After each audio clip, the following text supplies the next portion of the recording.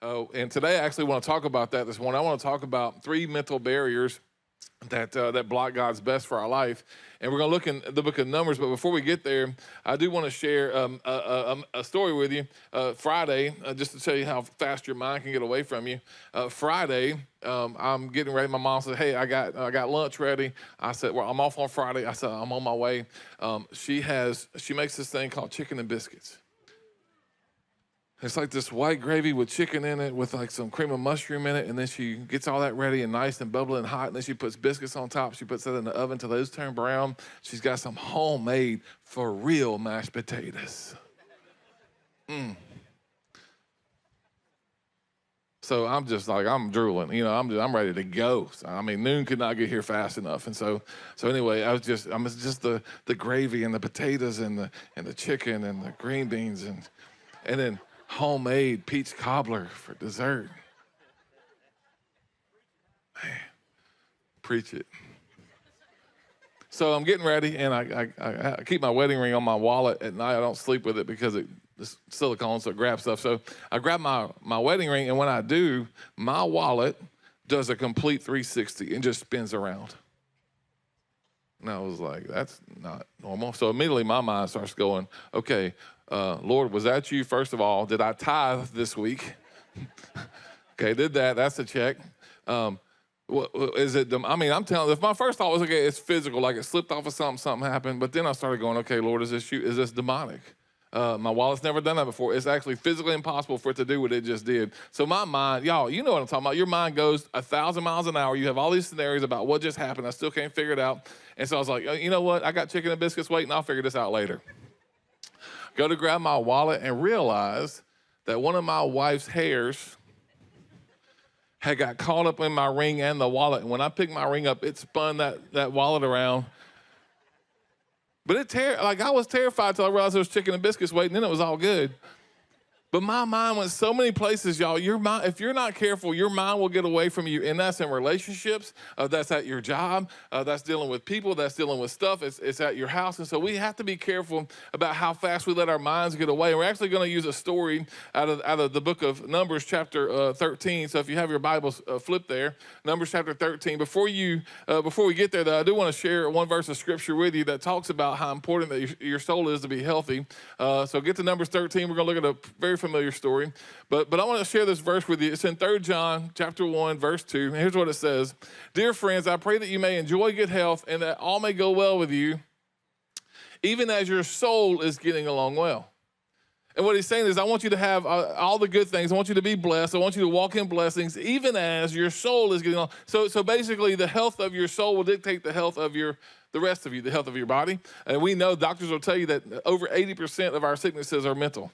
We think not because you're a mental patient, but because you think about it too much. You think that you have something, and it will actually cause sickness in your life. So your soul matters. Your soul is your mind, your will, and your emotions. All right. So we have to get a handle on that. And sadly, the Israelites did not have a handle on that when they were going in to check out the land. And so this story that we're about to read in Numbers chapter 13 is what's leading up to this is Moses is leading his people. And so he's actually leading pretty well. I mean, considering the people he was leading pretty well. And so he was very, they were getting frustrated with him and he was getting frustrated with them.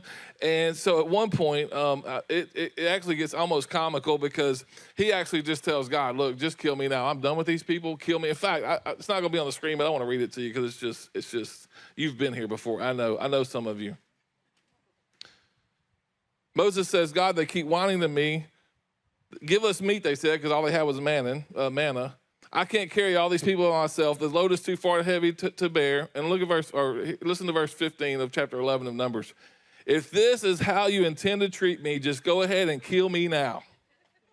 Do me a favor and spare me the misery. Damn, that's leadership right there. That's a leader.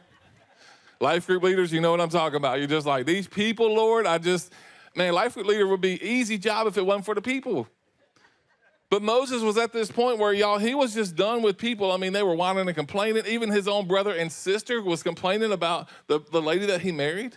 So it was even within his family. And so I think his mentality, because what happens here is God says, all right, we're ready to go take the land. They've crossed the Red Sea. They've gotten out of Egypt. Now it's time to go in and take the promise that God had given them. And I think his mentality was so off because he was so tired of the people and all these surprises that they kept having pop up. Apparently they weren't expecting these things.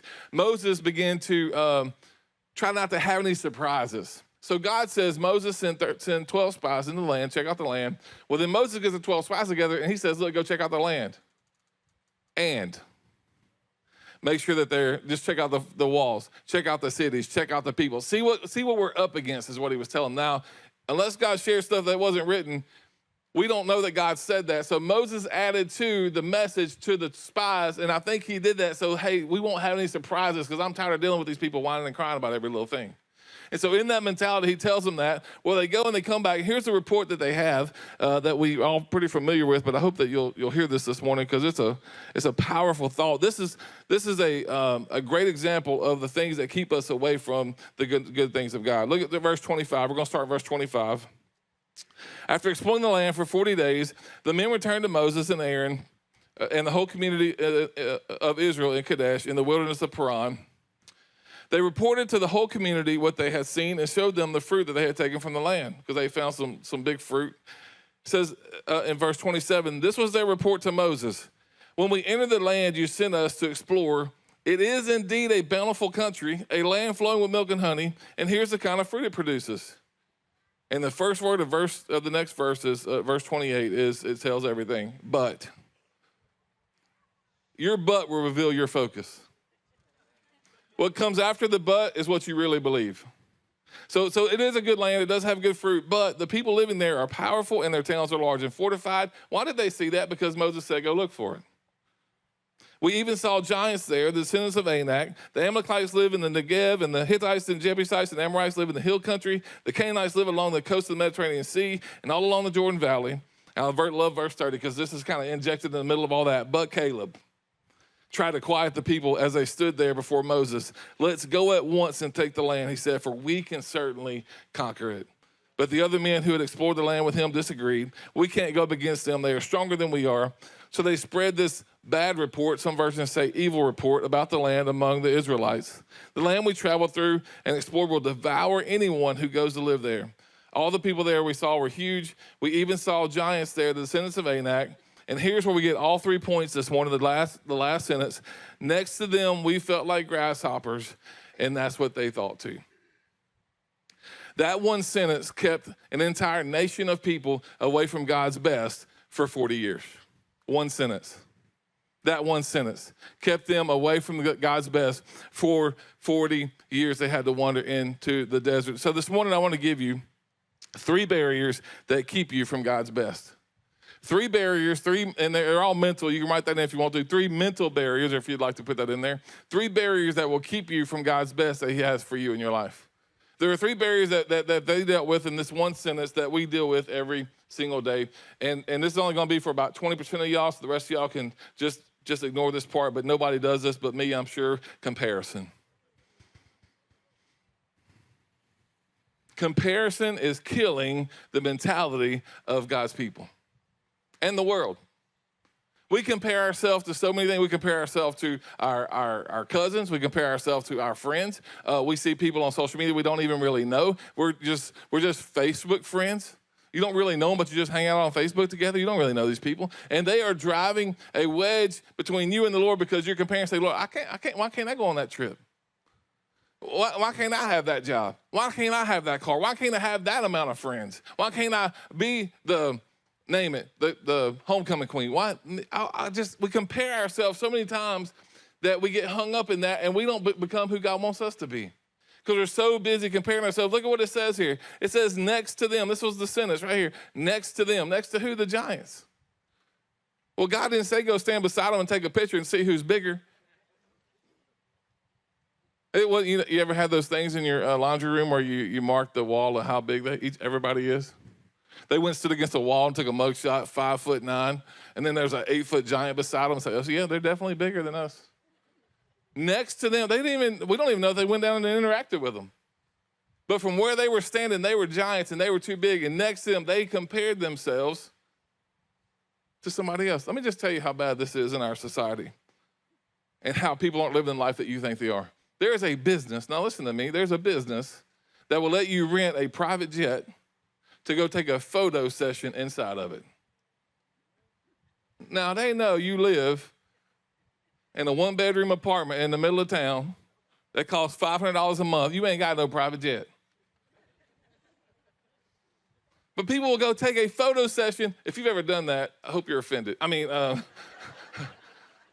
What are we doing? Here's the sad thing. Not only are people comparing each other, but the other side of that, we're trying to make them jealous. We want them to think that we're living the best life. And y'all, we're comparing our blooper reel with their movie trailer. You can't do that. In fact, let me just give you a word today. Don't compare your bedhead pics to your friends' glamour shots. People go on these trips and post these amazing pictures, and you don't know that they fought 80% of the time they were there. By the way, I did some research, and I don't know if you know this, but if you round everything out, about 50% of people who take vacations put it on a credit card. Yeah. About 25 to 30% put the whole thing on the credit card. About 80% put something on the credit card, so we'll round around 50%. Put a trip on a credit card. Listen, that was a great trip, but guess what's coming next month? That bill coming, son. And I've tried it before. You can't ignore it. It won't go away. You can ignore it. It's still coming. They will still send. They know where you live. They got your address. Y'all, they're on a trip on a 25% interest. That $2,000 gonna take them 10 years to pay off. This is an offensive message. I know some of y'all just like, ooh, well, we're leaving tomorrow. But all we see is the pictures. All we see are the highlights. We compare ourselves. Israel did that, and it kept them out of the promised land for 40 years. But here's a good lesson learned. We learn a lot of lessons from David, good and bad, right? We know how to live and how not to live. But David was a warrior. He was a warrior at heart. Look at what David says facing the same giants. In fact, we know that Goliath was a descendant from Anak, so we know that he was part of this family. But years later, he goes to fight Goliath. And look at what he says when he fights Goliath. It's a very familiar story in 1 Samuel 17. You come at me with sword and spear. He's talking to Goliath. But I come at you in the name of the Lord of the heavens and armies, the God of the armies of Israel, whom you have defied. Now, David had a different mentality. By the way, if you go and read that story, you'll never find him calling Goliath Goliath. He was that uncircumcised Philistine that defies our people. He never gave him a name. You want to fight fear in your life? Don't give it a name. He was just another enemy of the Lord. But here's a word I want you to see this morning that you got to get a hold of. If you're fighting some enemies, if you're comparing where you're at and where somebody else is, you got battles going on. Listen, David didn't compare himself to Goliath. He compared Goliath to God. You got some barriers in your life? Do this. Don't compare yourself to the person. Compare that person to the Lord. Compare your enemies to the Lord and watch what happens. He didn't compare himself to Goliath. He can go, you know what, I'm 5'9" and he's 8'10", 12'15". He's a big old boy. He's from the South. He corn-fed. He didn't go put a measuring tape on him and go, yeah, you're too big. No, he compared him to God because he wasn't bigger than God. We're comparing the wrong things. And comparison will destroy your life. You'll live your whole life comparing yourself to somebody else and never be the person God called you to be. Comparison kills our joy and cripples our efforts. What about the effort thing? Well, because if you compare yourself to somebody else and you're not as good, you're not going to take the steps that you could have or should have God called you to. Well, I can never be that kind of leader, so I'm just not going to do anything. Y'all, we have to be careful about comparison. I got a little visual aid this morning. I want to hopefully help us out with this morning to see this about how dangerous comparison is. And so I want to use this candle this morning. Now, if I were to ask you, I'm not going to, but if I were to ask you this morning, how many of you think, don't raise your hand because it's a trick question.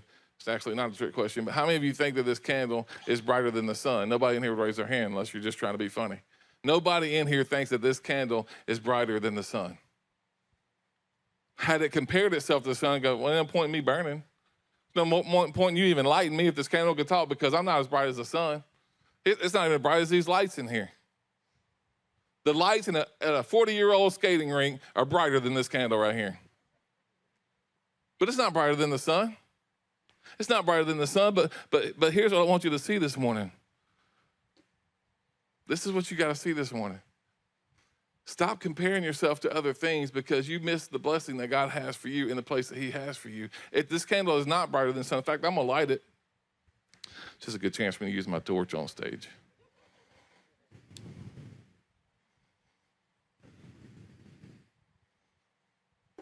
There's no way, nobody in this room would say that this candle is brighter than the sun. But go ahead and kill the lights. So can we kill the lights in here? This light's not brighter than the sun. But here's a word for you today. It's lighting up this room. It's lighting up this stage. It's lighting up me. Look how nice I look.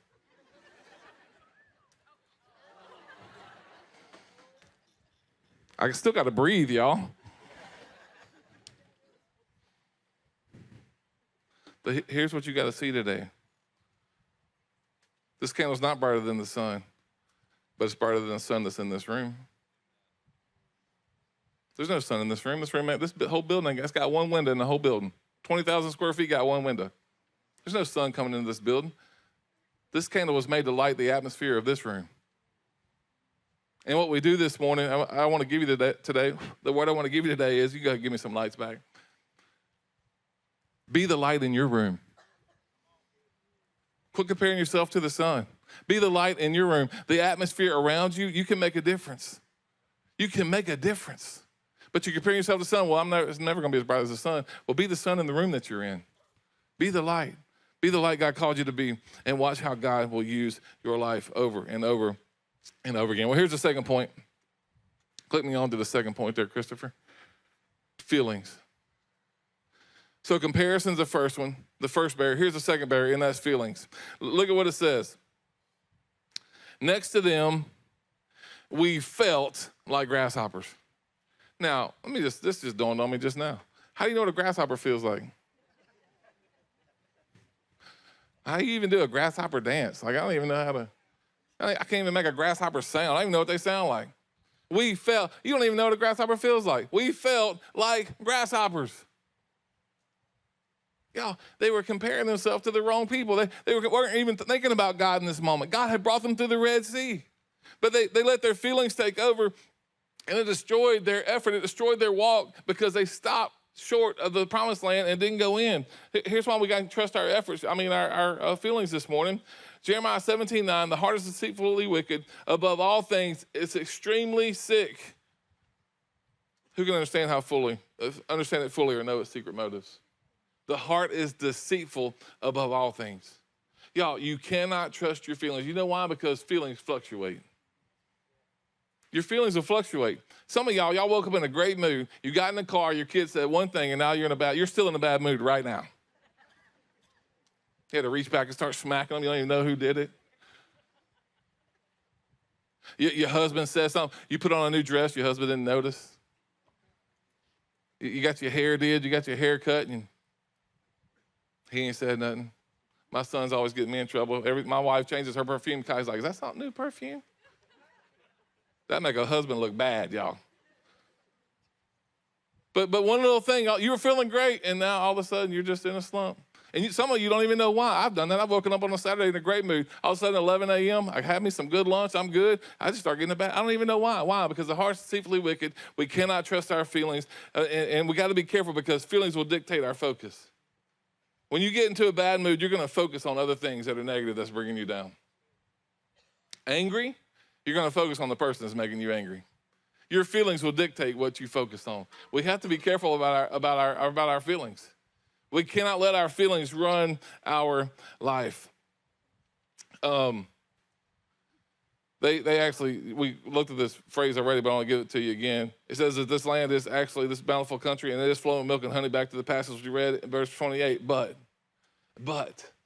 yeah, it's true, but. Why? They switched their focus. Their focus was on the fruit, but there's giants in the land. We can't overcome them. They're powerful, and they have fortified cities, and there's giants there.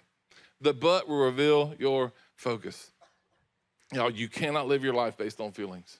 I want to give you a challenge this week. This week, listen in your home, listen at your job, listen at school for how many times somebody says, I just feel like you don't trust me.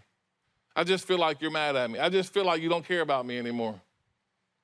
You can't trust those feelings. And they didn't even give you a reason to feel that way. But you just trust your feelings, and we have to be careful for that. Let me give you a word today. I hope you'll write this down. Feelings make a great thermometer, but a terrible compass. They make a great thermometer. Like, if you're feeling sad, you should probably figure that out. You should probably find out why you're sad. I know a lot of people, they lose a loved one, and they don't really mourn the loss, and that's not healthy. You should be sad in moments. That's okay. There are moments that anger does come up, and maybe rightfully so in the moment. But you cannot live there. It is a great thermometer, but it's a terrible, terrible compass. One of my favorite movies, animated, maybe even of all time, is Inside Out. Love that show.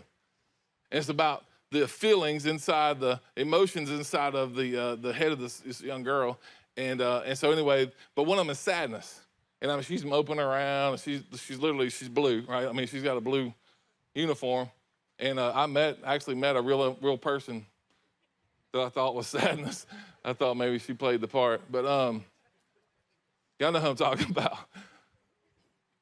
I'm not going to say it's family or not. That's for another discussion. That's for the relationship series. But sadness is touching stuff. She's touching memories. And Joy's trying to keep sadness away from touching the memories. And the girl, but here's the thing, and I remember watching it for the first time thinking, there's nothing wrong with being sad. It's a great thermometer. It's a great thermometer. You just cannot let it dictate where you go. It's a terrible, terrible compass. What do we say? Decisions lead and feelings follow? You got to lead with your decisions. You say, this is what I'm doing, and don't let feelings take over. Here's number 3, assumptions. Assumptions. We could probably just shut it down right here and be done. I mean, they assume some things based on what they felt and what they saw. And by the way, if you don't realize, this is actually progressive, right? They compared, they felt something, then they started assuming. Let's look at the rest of that sentence at the very end of it. Next to them, we felt like grasshoppers. So next to them, they compared. We felt, they had feelings, and that's what they thought too. What? Everybody in this room is a professional mind reader. You think you know what somebody else is thinking. You don't even know what you're thinking. That's what they thought. How do you know what your enemy's thinking? How do you even know I don't even know what my wife is thinking. We've been married for 27 years. 27 years we've been married. I don't even know what she's thinking. You cannot imagine to know or try to think about or figure out what somebody else, especially your enemy, you don't know what they're thinking. But listen, it leads us down a dark path. When we start assuming, y'all, it leads us to a bad place. When we assume what others think, we'll presume what they would say. When we assume what they think, we will presume what they would say. Y'all, last week I had 3 arguments in my house by myself in my head. And I lost them all. Assumptions. You think somebody didn't wave at you. Somebody didn't give you the head nod when they saw you. And we just assume they're mad at us. What about this is one of the worst ones. You text somebody this big, long text, and then you get 3 dots, 3 dots, 3 dots. This is how real iPhone users, Android, I'm not sure if y'all do this, but we get 3 dots, and you know that they're typing something, and then it goes away. And then 8 hours later, they say, okay, thanks. Now, those 8 hours are long 8 hours. You're like, what did I do? What did I say? Did I say something? And they're like, oh, sorry, I got hung up at work. I forgot to respond to the text. But our mind goes to some crazy places, don't it? When we assume what others think, we'll presume what they would say. And when I saw that phrase in here, that's what they thought too. I'm going to tell you this morning, that rocked me. When I saw that phrase, that's what they thought too, I started thinking, what did the enemy really think? What happened when they went to saw the giants? What were the giants really thinking? Well, there's a song that Israel was singing as they left the Red Sea. And here's what the song is called, the Song of Deliverance. The leaders of Edom are terrified, the nobles of Moab tremble, and all who live in Canaan melt away. They were living high on faith coming through that Red Sea. That changed when they got to the spy part. But this was their song of deliverance. They were actually singing that all of Canaan melt away. Terror and dread fall upon them, and the power of your arm makes them lifeless as stone until your people pass by, Lord, the people that you purchased pass by. Y'all, the 10 spies now, a little bit earlier, coming through the Red Sea, they're singing a song about Canaan being terrified. They get to Canaan like, oh, hold up. They're bigger than we thought that they were. But y'all, the giants were not thinking that they looked like grasshoppers. Y'all, here's a word for you. The 10 spies saw the giants, but the giants saw God. You can't presume what your enemy is thinking. You cannot presume even what your family is thinking. We have to make sure that we're not taking assumptions and making assumptions. It will lead us to a dark place, and you will never break that barrier. Joshua 2, here's another passage. They go in, Joshua and Caleb send in 2 spies. They go in as 2 spies. Now, a good thing they learned their lesson, right? They learned their lesson that you send 12 is a problem. Only 2 came back with good reports, so 2 went in the next time. And they get to Rahab, and so Rahab gives them this message. This is what Rahab, the prostitute, tells them after they get into the land the second time. They're about to really take it over after 40 years. And this is what she says. We are all afraid of you. Everyone in the land is living in terror. They assume what the giants thought. This is not what they thought. For we have heard testimony how the Lord made a dry path for you through the Red Sea when you left Egypt. No wonder our hearts have melted in fear. No one has the courage to fight after hearing such things. God, your God is the supreme God of the heavens above and the earth below. This is what the giants really thought. They assumed that the giants were looking at them as grasshoppers. No, they were looking at them as giants. The giants saw more giants, but the grasshopper, people thought that they were smaller than they really were. The enemy has stopped you in your tracks, and you have not taken steps that God has called you to take because you've assumed some things. You've assumed some things. Y'all, and the enemy is pretty slick because he don't have to put out your candle. He just has to make sure it don't shine in the right places. He's got to make sure it doesn't shine in the right places. Here's what I'm going to tell you this morning. I hope you'll write this down, think about it, take a picture of it. The enemy does not have to defeat you. He just has to convince you that your light doesn't matter. He has to convince you that your light doesn't matter. There's a point in shining. You're not as bright as the sun. God, you may be the only light in the room that you're in. You may be the only light in your family. Shine bright. If you don't think you're good enough, you never will take a step. The enemy does not have to defeat you. He just has to convince you that your light doesn't matter. We got to overcome these things. We got to overcome these things. Here's what Caleb did years later. By the way, if you don't know this, Caleb was 40 when they went in the first time, and he was 85 when they took it over.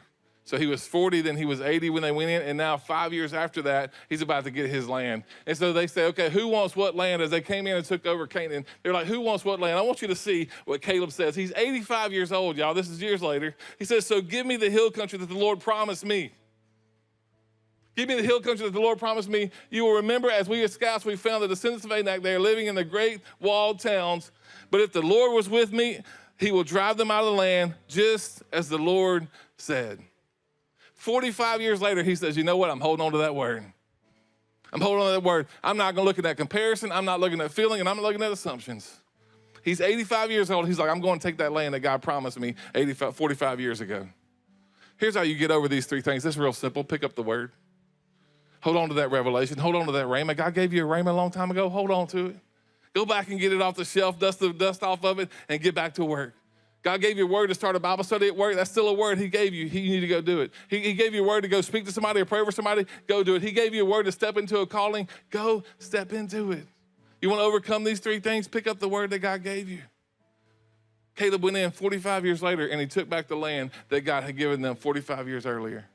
It's not too long. He was 85 years old. He said, I can still fight, and I'm going to get it. We need to overcome these things. Your family depends on it. Your coworkers depend on it. Strangers that you'll meet depend on it. You got to step into it and watch what God does in and through your life. Overcome these barriers, and God has best for you, but you got to get a hold of it. Go back to that rhema. Go back to that word God gave you and let him work it out